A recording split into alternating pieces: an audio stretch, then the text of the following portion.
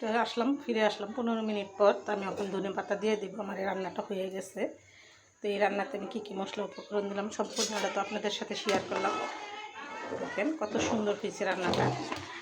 আমাদের কুমিল্লার বেশিরভাগ মানুষই এটা রান্না করে খায়। শরীর খুবই ভালো লাগে। এই গরমের দিনে একটু ঠান্ডা লাগে শরীরটা। ডাল, মুসুরির ডাল, খেসারির ডাল, সব পদের ডাল তো সবসময় খাওয়া পড়ে, কিন্তু এরকম একবার রান্না করে খেয়ে দেখবেন। মুসুরির ডাল বলেন আর যাই বলেন, ডালের চেয়েও সেরা রান্না হয়।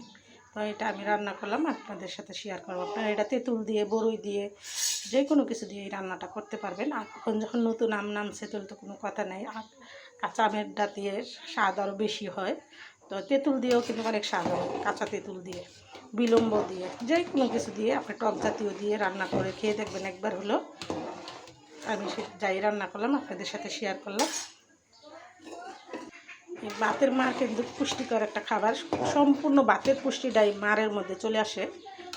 আমি সেটাই রান্না করলাম।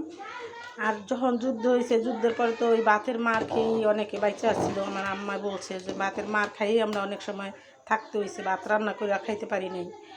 এদিকে যুদ্ধ, এদিকে যদি ভাত রাঁধছি অনেক সময় ভাতের পাতলি শুদ্ধা ফালাই থুয়ে দৌড় দিছি।